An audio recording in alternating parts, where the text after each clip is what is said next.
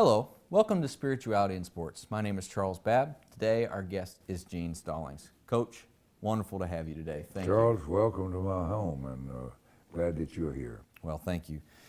The playoff is around the corner. We have two games between Clemson and Ohio State and Alabama and Washington, and you have ties to both of those games. Tell me about the Dabo Swinney and Ohio State. Well, Dabo Swinney obviously played for me, and I've got a grandson that's playing for him. So we'll be tuned into when Clemson plays Ohio State.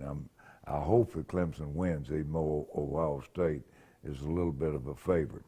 Obviously, I coached at Alabama twice, once for Coach Bryant and the head coach, and Alabama's just better than most people. They have 4 first-team All-Americans, and when you got the best players and are well-coached, that's a tough combination to beat. That's what Alabama has right now.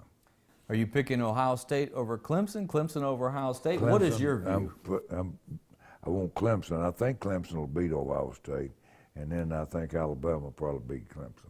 And why does Clemson beat Ohio State? Why does Alabama, aside from the 4 All-Americans, what are we looking at here? Well, first of all, you can't move the football against Alabama. They've got a great defensive unit. They've got a good punter, so they force you to go 80 yards every time you get the ball, and you just can't do it against them. And they have good offensive personnel. They can move the ball and get 12, 14 points, and most time it's 40 or 50. Clemson has a quarterback that can run, wide receivers that can catch the ball. They're a little quicker than Ohio State, and so I think that their versatility is a little bit better. So I've got a grandson that's playing there, so I'm obviously hoping that they'll win. You can't go wrong when you have a grandson playing there. There's a little bit of a.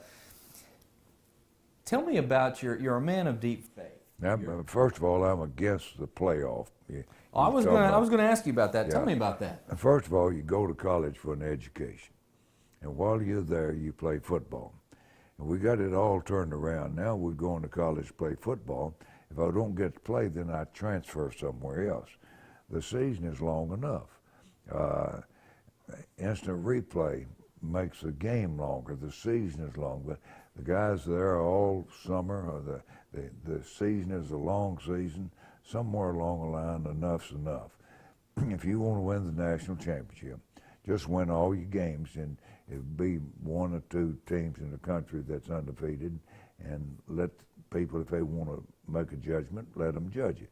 The way it is now, you got 4 teams, but people pick them until you have 5 major conferences, and they have a champion, and then 3 at-large teams.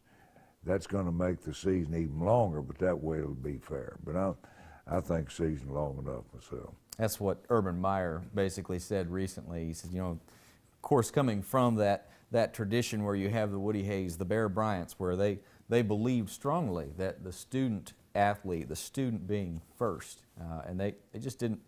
I don't think Meyer's for the season being this long either, and then you start adding games. That even adds to the question of what do you do about paying players now? You've seen the stipends.